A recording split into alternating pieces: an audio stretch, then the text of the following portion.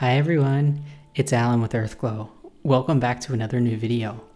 In today's video, I'm going to be making the candle vessels that I use for our new Maker's Favorites collection. Now, these are made using a vessel from Modern Craft Labs called the Cura vessel, and I use the medium size. And I am going to be mixing in some of this pigment into the water. Now, these I am going to be making with hydrostone. And with hydrostone in particular, I have found that you can use this method, which is kind of referred to as the dry lake bed effect method, and it involves putting the hydrostone into the water itself. And that creates what we call like a dry lake bed effect, where the water will gradually absorb the hydrostone and it'll just become a little bit easier for you to mix. But I have made these the other way as well, where you start with the hydrostone and then add the water gradually to it, and that works too. I do find though with this medium that it is much easier to measure everything out to the gram because of the fact that it is easy to add a little bit more water than you want to. What usually ends up happening with that is you can weaken the stability of your vessels, but usually, more commonly, what happens is the very bottom part of your vessel will just become a little bit crumbly. It's just not really the look that most people are going for. So I do find with this medium that weighing things out really helps. Now with Cementol, it's definitely a little bit different, where there's just a lot more wiggle room in order for it to kind of work out the way most people want. Now, if you are interested in the exact formula for these candles, as well as all the products that I'll be using later on in the video, when I add what I call our golden hour effect, I will have all that information available in my Patreon, as well as the formula for what I call the perfect hydrostone vessel with the exact number of grams of pigment that I use, of water, and of hydrostone, as well as all the fragrance blends for this collection, which includes all of my personal favorite candles of my candle making career. A lot of the fragrances are blends, and some of them are standalone fragrances as well. It'll have information on the wicking, the wax that I'm using, all the details that you'll need if you want to try making one of these candles yourself. But this video goes over the whole outline of my process.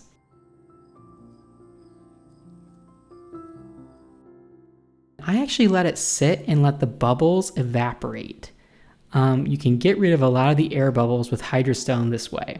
That was just a little time lapse there. With these new Silicone 2.0 vessels from Modern Craft Labs, I do find that pouring them with the clip on and the supporting device on is the easiest in terms of getting it on at all, because if you try to add it later, it's a little bit challenging.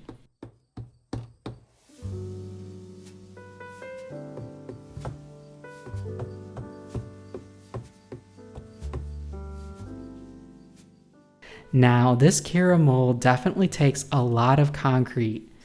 It ends up weighing close to 3 pounds once you have a candle in here. This vessel will hold close to 10 ounces.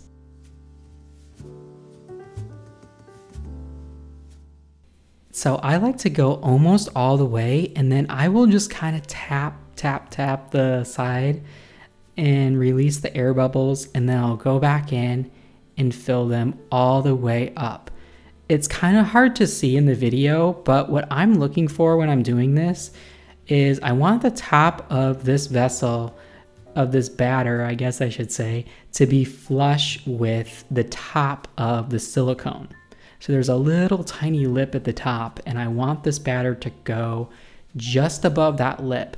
And that is going to minimize or eliminate the amount of sanding that I'll have to do. I have found with hydrostone that you generally, if you do this, you don't even have to sand. Whereas with Cementol, you almost always do have to sand. And it's kind of interesting because the PSI of hydrostone is a good amount stronger than Cementol, but yet it is more porous. So there's pros and cons to each, and let me know if you guys would like a video specifically talking about some of the pros and cons to Hydrostone versus Cementol. I'd be glad to film something like that. I posted a little article on my Patreon a couple months ago, but I'd be happy to film something on YouTube as well.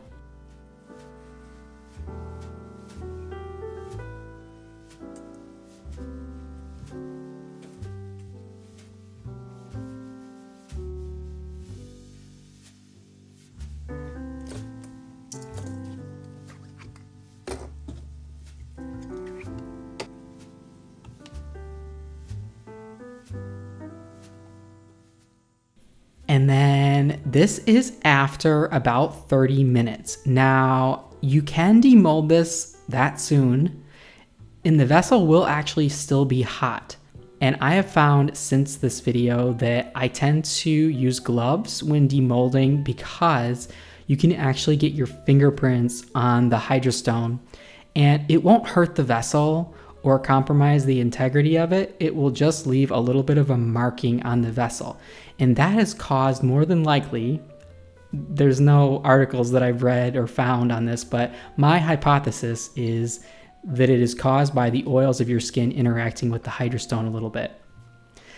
Now, this next part is really fun. We're gonna be doing what I call the golden hour finish on these vessels. And this is a process that I use a number of biodegradable pigments and micas for. Now, I'm starting out here with some Quick Dip Matte, and this is from Earth Safe Finishes. And this I don't find to be strong enough to seal the inside of a Hydrostone vessel. I don't have experience with their Quick Dip Hydro or their Hydro Dip yet.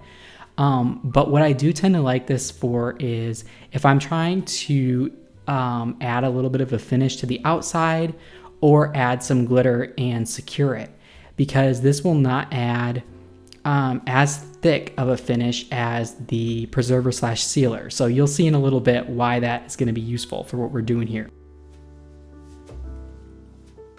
Now, I'll have all the specific names of these pigments in my Patreon, and as I said, they're all micas or biodegradable glitters. But what we're gonna be doing is adding like a layered effect. And I am just kind of going through here, and I'm just gonna add some of the snowflake mica here.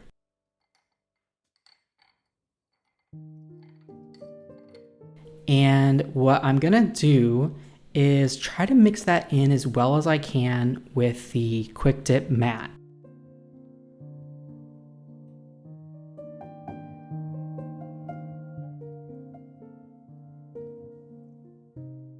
And I'm just giving the gold a little bit of a mix here as well. Now, you could do this effect with a lot of different micas. You don't have to use the colors that I'm using. So I'm just actually adding 2 different colored golds and combining them. And that's just gonna add a little bit of dimension to the glitter, or to the gold glitter, I should say.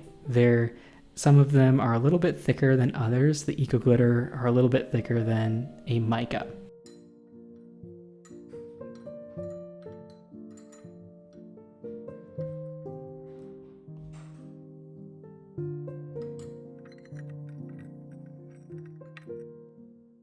And then I've got some biodegradable holographic glitter. And so what I'm gonna start out doing is just putting a little bit of the gold on my brush, and then going to the base of this vessel and just kind of painting that on there.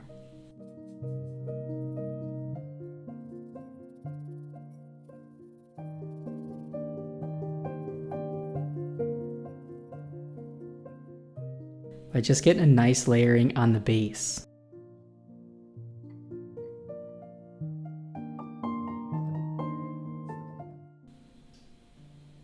And I just want these to have a number of different kind of metallics, so when they hit the light in different ways, you're gonna kind of see a little bit of variation there. If you take them out in the sunlight, you'll see a whole different variation too.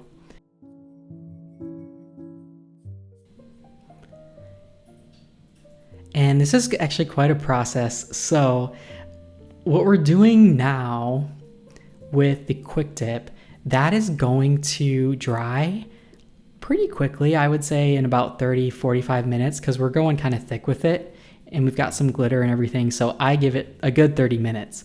But what you'll find if you don't do the next step is that the quick dip, well, the glitter will actually kind of come off a little bit. So after we get all the different colors of glitter from the mica and biodegradable glitters mixed with the quick dip, we will be actually sealing this in with some of the preserver slash sealer. And the last thing I'm going to do is just go into the holographic glitter and kind of just add some of that throughout. Now, you don't have to use this brush. You can just sprinkle it on and rotate the vessel, and it will stick to the quick tip mat that is already on the vessel. And I actually found later that that was a little bit easier to do than to use the brush, because what I'm doing in this video is I'm using that little cup off to the left, which contains just quick dip matte without any glitters, and I'm using that on the brush and then just kind of adding the holographic glitter in sort of just kind of varying patterns. I found that it was easier just to sprinkle it on and then rotate the vessel. I filmed this video after I had made maybe a dozen of them in total, so I've kind of refined it a little bit more from what I have done in this video. And, but it still outlines the basic kind of process. I actually went in on these vessels and added even more glitter after they dried. And you're definitely able to do that if you've done this process and you find that you're not liking how it looks quite yet, or you want to add a little bit more of the gold, a little bit more of the silver. You are able to go back in and do that. Essentially, all you're doing is just adding a couple of extra coats of sealer on the outside, which will just strengthen the vessel. But you really don't need to seal the outside anyway. We're just doing it for aesthetic reasons. I find with Hydrostone, using 2 coats of Earthsafe Finishes preserver slash sealer on the inside of the vessel, that is more than enough to seal the vessel. But it is going to be more permeable than cement all. So you want to make sure that you're going a little bit thicker with it, and that you're really thorough about when you're applying it. I've never had one of these vessels seep, but I will say that I can just tell that this medium is more porous than Cementol, and I have had a lot of people say that they've had, I don't know that it's with Earthsafe Finishes, but they've had more trouble sealing Hydrostone. And I'm fortunate to not have had that challenge. I will say though that I wait like 5 to 7 days, if not more, from the time that I've made these vessels to the time that I would seal the inside. And same case with the outside. You want to make sure you're waiting at least 5 to 7 days. It really depends on your climate though. Like, you could make these vessels and just weigh them every day. And when they stop losing weight, that is when the water has totally evaporated. So when they stabilize to the same weight, that is when you know that it's cured. And I would imagine that's going to take at least 5 days. It's kind of hard to see in this video what they actually look like in person. I will put a shot in of, there's going to be some pans hopefully at the end of the video of the final product as well for you guys so you can see. But as I said, I actually went back in and added even more glitter. So I did this process basically a second time after the video, but focusing a little bit more on the golds because I wanted them to have a little bit more gold. The biggest thing I can say is you just want to make sure that you add the Earthsafe Finishes preserver slash sealer after your last coat of the glitter, once the glitter has dried. And you will notice when you do that there is some motion to the glitter that you've applied, because part of the glitter is not yet sealed in and it becomes movable when you put on the top coat. You'll see kind of what I'm talking about as we get to the end of the video. Now you can see a little bit of efflorescence on these vessels. There's a number of reasons that that can be caused. With hydrostone, it is much more prone to efflorescence than cementol. I do have an article on this in my Patreon as well. With hydrostone, it has a totally different setting process than cementol does, a much quicker process overall. So if you live in a very humid climate, or if you actually oxide pigments can cause it too. And what I'm referring to from these vessels, this is not what I would consider a lot of efflorescence. And I actually think it kind of adds to the character of a unique vessel, of a handmade organic product. So I don't really think that it should be something that you strive to totally avoid. But if you're getting like a lot of efflorescence and it's really problematic for you, I would definitely look into your humidity. I would also look into maybe getting a dehumidifier if you live in a really humid climate. And then I would also look into what pigments you're using, because it could be that some of the oxides that you're using are not, they're not compatible with hydrostone. It's not that they'll hurt your vessel or cause it to be less stable. It's just that they are, they're more prone to efflorescence with hydrostone than, say, French mineral pigments. Or there's a number of different pigments that you can use. Acrylic paint, a lot of people try to use. That can be challenging with hydrostone too because of its quick setting process. I've been playing around a lot with acrylic paint and metallics and trying to get something to work. So stay tuned, hopefully, for a video on the future on that. But yeah, it has a lot in common with cementol, but there's a lot of differences as well. And it's definitely taken me some time. I think I started with hydrostone about a year and a half ago, maybe a year ago.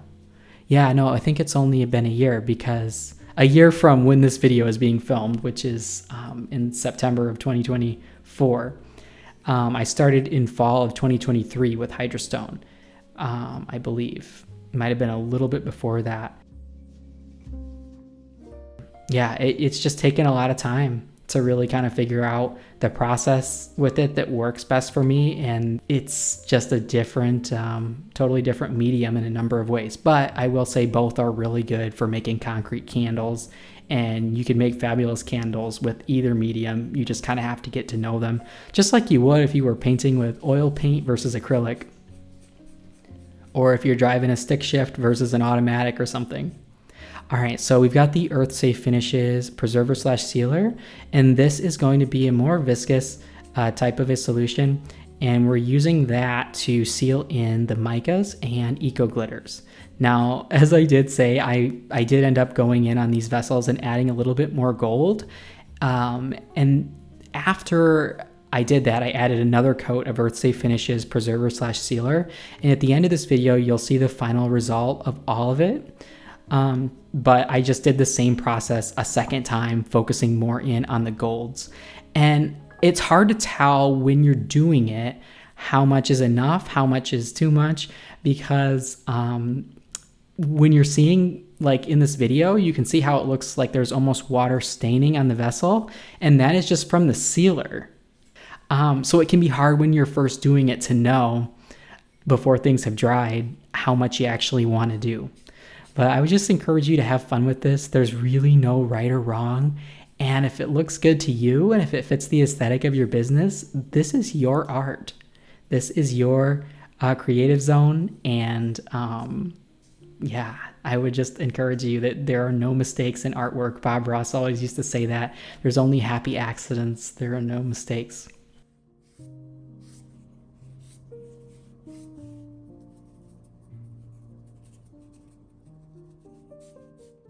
Now, I did go ahead and seal the very bottom of these vessels as well. And normally with my vessels, I will put little silicone bumpers on the base. I didn't do that with these vessels. They were so smooth and level from the hydrostone that I just thought, you know what, I'm going to leave them all organic and see how people like that. But let me know if you guys have a preference. Do you prefer the silicone bumpers on the base? Now I did go ahead and engrave these vessels as well with my new F1 laser. It is an infrared and diode laser, and I will be doing a future video. I've actually already got it filmed, but I'll be uploading that hopefully in the next few weeks, just showing you guys how I engrave these. It was something that I never thought I'd be able to do with concrete candles, but I did actually get it to work on my laser, and I will be sharing a video on my process with all my specific settings available in Patreon. They are custom settings that took me quite a while to figure out to get to work successfully on this medium. So I'm just going through and adding that coat of Earth Safe Finishes, Preserver, and Sealer. I'm so excited with how these vessels came out. I did 100 of them like this, and after that, I didn't want to commit to any more just because it is quite a long process already to make vessels by hand, which I really love doing it. But then doing all of this and doing the engraving and making the candles and everything, it took a massive amount of time. So, but I think there are still, I want to say maybe close to 10 candles as of September 8th that are left on the website in this collection. So if you weren't able to get one and you wanted to check one out, they are available, whatever is left on the website. I don't know if there's 10, maybe there's like 7. I can't remember exactly, but they are almost all sold out. And I'm just kind of using a kind of dabbing motion at the base there. What I did after I did the base of the vessel was I flipped it on its top just to avoid that Earth Safe Finishes Preserver Sealer getting on my countertop. You can get this stuff off, but it is kind of challenging. And, you know, you just have to pretty much scrape it off, and it's a little bit of a challenge. Oh my gosh, you guys, I'm so excited for you all to see at the end what these turn out looking like once everything is dry.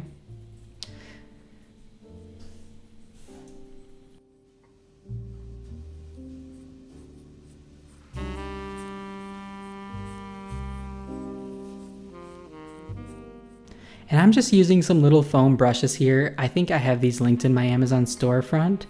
And I'll have that, it's always linked below. I have a whole category for concrete candles on there, I believe. So you're able to check out my favorite products that I get on Amazon for my concrete candles, as well as other candle making markets, soap making. There's a lot of different categories.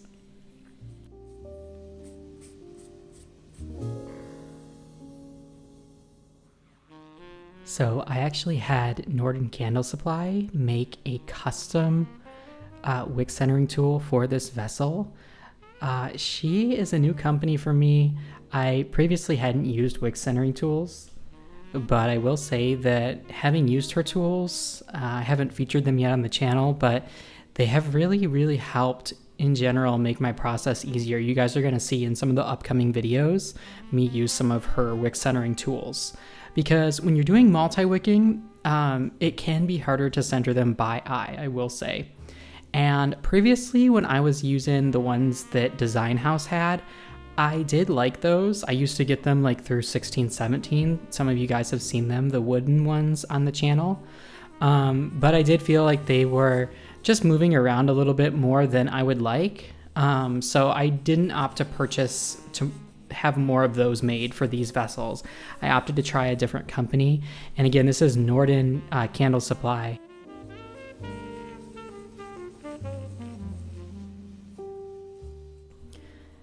Now, at the time of this video, she was still in the process of making them for the medium-sized Kira, so I wasn't able to use them initially. And she's also able to do like different wick spacing, which is really nice. So if you like to have your wicks a little bit more than the standard 1 inch apart, or even a little bit less, she's able to work with you. And if you do have a vessel that she hasn't had on her website yet, I'm pretty sure you can just send her a vessel and then she'll keep it on her file, but then she'll give you 25% off your first order, which is really nice. So that way It helps to pay you back a little bit for the vessel and then shipping the vessel to her that you've donated.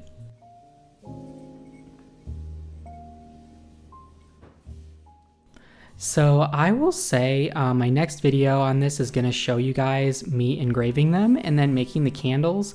But I will say after this has solidified the sealer, you want to make sure, even though it's solid and dry to the touch after like 45 minutes, you want to make sure that you wait at least a few hours before laser engraving, because you don't want any of that when you're putting this in the little tool that you use for rotating, the rotary tool for the laser. You don't want any of that sealer to kind of rub off and mess up your laser machine, or your rotary tool, I guess I should say. So I definitely waited a good 3 to 4 hours, or you can even wait overnight, and then went ahead and did the engraving. And like I said, my next video is going to show that whole process.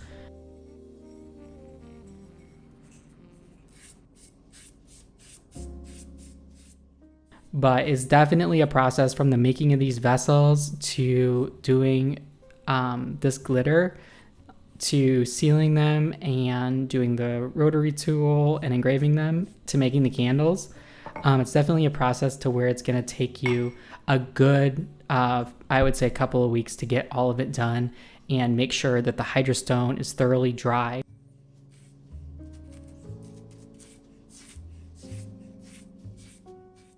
I typically wait like 7 days after I've made the candles at minimum before I will apply the sealer to the inside or the outside of the vessel, because I don't want any of that water from the curing process of the hydrostone to get trapped inside of the vessel and cause my sealer to bubble up and basically become ineffective at sealing, in which case the wax can seep out of the candle. You definitely don't want that.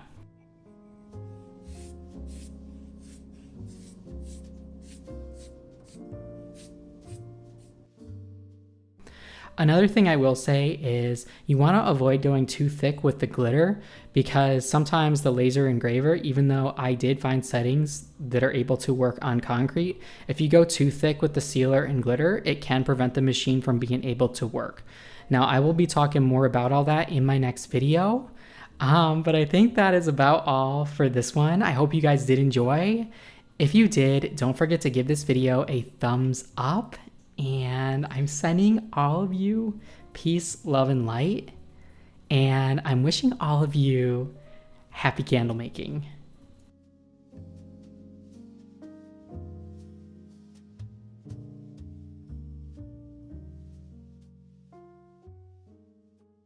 I would like to take the time to thank my patrons for their incredible support.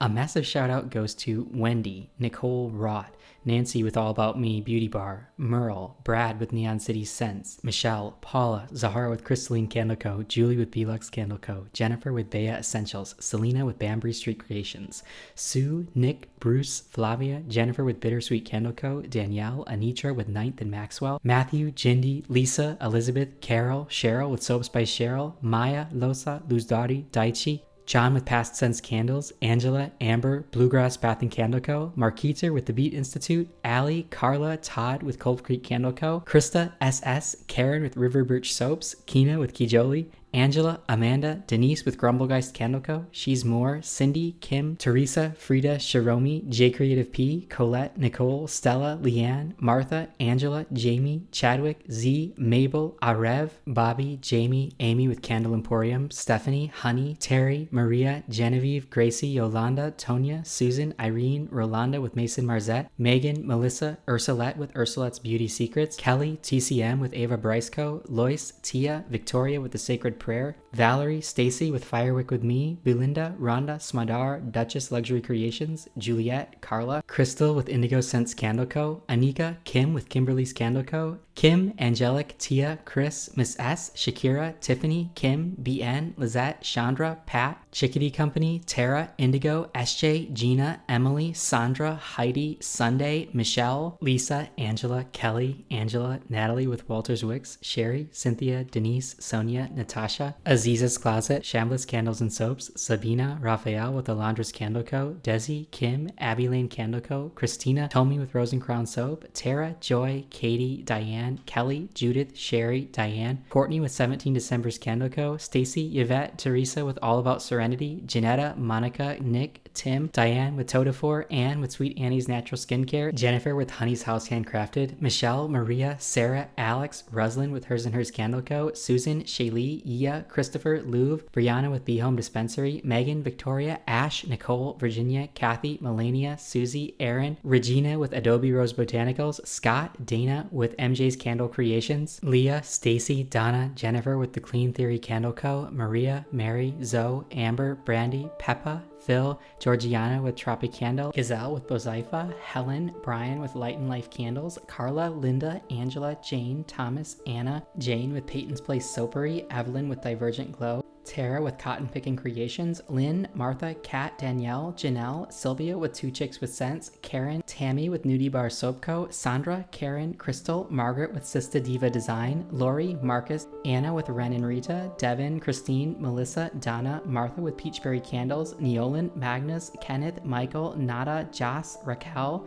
Labushi, Rusnaini, Margie, Lasonia, Mariah, Regina, Carmen with Isabel and Soaping Co., Jen, Kels, Bridget, Patricia, Carol, Shante, Jenna, Jennifer, Angela, George, Dahlia, Wendy, Penny, Amy with Grace and Light Candle Co., Sabina with Butterfly and Lotus Candle Co., Gabrielle, Bryn, Scott, Fawn, Martha, Cheryl, Angela, Meg, Turtle Creativity, Renee, Catherine, Denisha, Stephen, Stefani, Karen, Charlie, Octavio, Marilyn, Peggy, Mariah, Orion, Vivian, Sylvia with Heaven Sent Candles, Rosalind, Joyce, Belle, Roy Miz, Nora, Tamara, Catherine, Nicole, Ashley, Dylan, Freaky, Tim, Amy with Scarlet Lake Candle Co., Linda, Tanisha, Yolaisi with Hobana Chandlery, Danielle, Kelly, Jan, Gigi, Angelica with Centilli, Katrina, Evilis, Catherine, Brenda, Charlene, Jay, Theo, Kenny, Brandon, Brian, Leticia, Candidly, Stephen with Hillbilly Wick Scented Candles, Teresa with Nature Beyond Soap, Anthony, Nola, Jasmine, Amanda, Glenda, Karen, Melissa, Tara, Christina with Delight Bath and Body, Susan, Sandra, Carrie, Pamela, Verger Scents Candles, Sherry, Arkikia, Rebecca with Unvanquished Armory, Jasmine, Maria, Jacqueline, Mary, Cami, Tivi's Queen, Dijana, Shapria, Pixie, Summer, Brianna, Sharika, Jody, and Meepers with Twisted Lily Creations. Your support is deeply appreciated.